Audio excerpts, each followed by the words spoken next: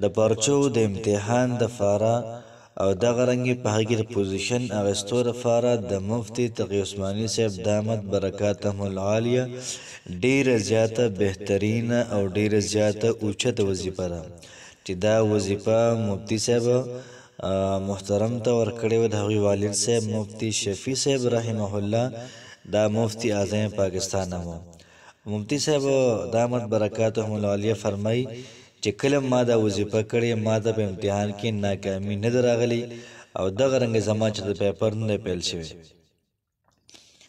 بسم الله الرحمن الرحیم. السلام علیکم ورحمت الله وبرکاته. امید در کوم چې تاسو ټول به ټیک ټاک الله پاکم خوشاله آباد ساته. نن چې کومه زموږ وظیفه را د امتحان حوالې سره ده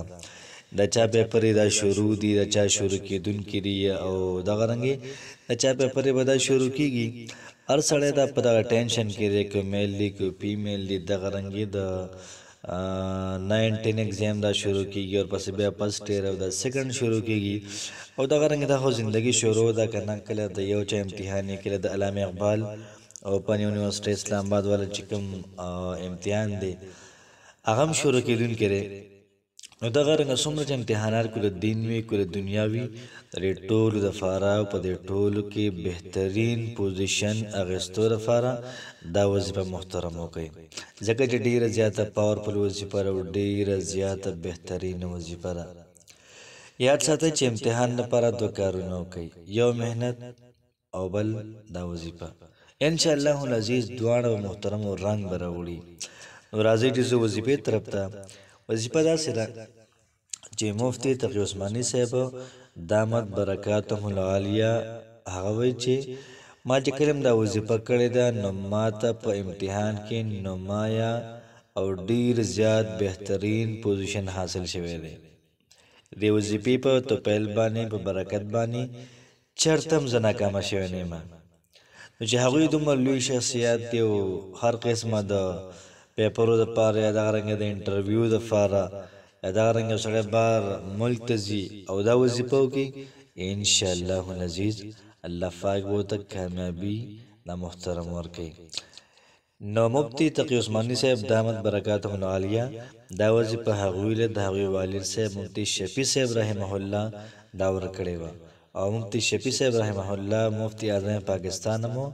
او سبق محترم په دارالعلوم دیوبند کې ویلو. وظیفه داسې ده چې کله تاسو له پیپر درکړي کوم چې کوېشن پیپر دی دا تاسو له درکړي بعض وخت کې په لیپټاپ باندې پیپر راځي یا کمپیوټر باندې راځي خو چې کله هم تاسو ته پیپر دا موصول شو که بای هینډ و دغه رنګ یا بای کمپیوټر و نو تاسو ته پیپر دا موصول شو د هغې نه مخکې به تاسو دا وړوندې وظیفه وکړئ بیا تاسو تماشه کوئ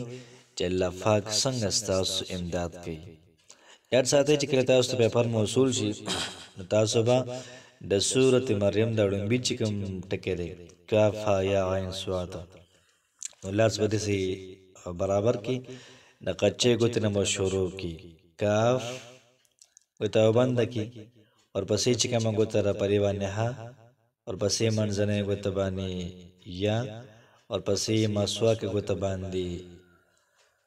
عین ورپسې مټۍ ګوته باندې صاد نو کاف ها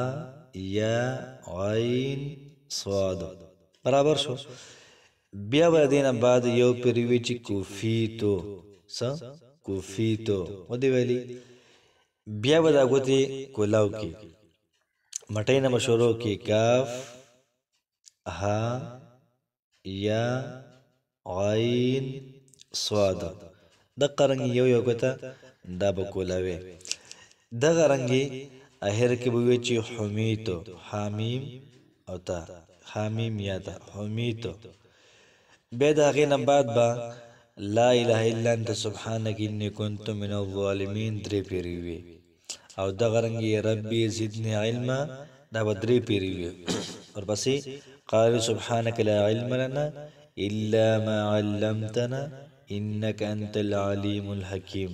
دا درې پیری وي ان شاء الله العزیز الله پاک و تاسو ته په امتحان کې ډیر زیات بهترین او ډیر زیات اعلی پوزیشن درکړي نو ویډیو